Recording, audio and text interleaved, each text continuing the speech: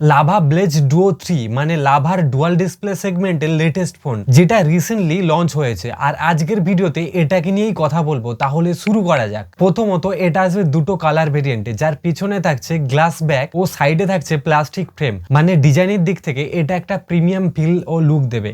এছাড়াও থাকছে IP64 এর প্রোটেকশন ও 7.5 মিলিমিটারের থিকনেস, মানে এটাও একটা স্লিম সেগমেন্টের মধ্যে আসে। ডিসপ্লে এতে আছে 6.67 inch full HD plus AMOLED panel, যাতে থাকছে 120 হার্টজের রিফ্রেশ রেট ও 1000 নিটসের হাই ব্রাইটনেস মোড। আর এর পেছনে আছে 1.6 ইঞ্চ সেকেন্ডারি ডিসপ্লে, যেটাও অ্যামোলয়েডের সাথে আসবে। অ্যামোলয়েড ডিসপ্লে হওয়ার কারণে ডিসপ্লেতে বেটার কালার কন্ট্রাস্ট পাওয়া যাবে, কিন্তু এইচডিআর এর কোনো সাপোর্ট নেই, তবে স্পিকার স্টেরিও ব্যবহার করা হয়েছে। আর যদি ক্যামেরার কথা বলি, তাহলে এর পেছনে আছে 50 মেগাপিক্সেলের ক্যামেরা, সাথে একটা এআই লেন্স। তবে বাজেট হিসেবে এতে আলট্রা ওয়াইড লেন্স দেওয়া যেতেই পারতো। আর এর সামনে আছে 8 মেগাপিক্সেলের সেলফি। ফটোতে এতে একটা মোটামুটি আউটপুট পাওয়া যাবে, আর ভিডিওতে সর্বোচ্চ 2K 30 FPS পর্যন্ত রেকর্ডিং করা যাবে, তবে কোনো প্রকার ইমেজ স্টেবিলাইজেশন নেই। পারফরমেন্স এটা আসবে মিডিয়াটেক ডাইমেনসিটি 7060 এর সাথে, যেটা 6 ন্যানোমিটার আর্কিটেকচার উপর বেসড। সাথে থাকবে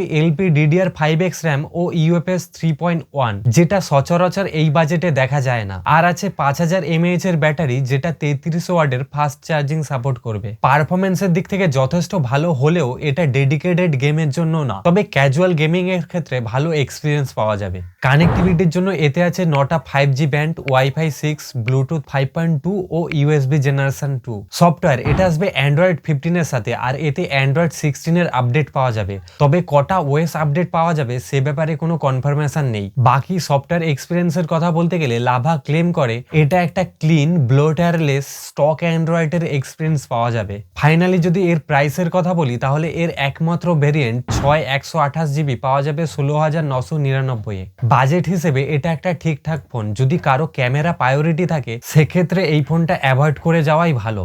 আর বর্তমান মার্কেটে যদি শাওমি বা রেডমির ফোন কেনা যায়, তাহলে এই ফোনটাকে অবশ্যই রেকমেন্ড করা যেতে পারে।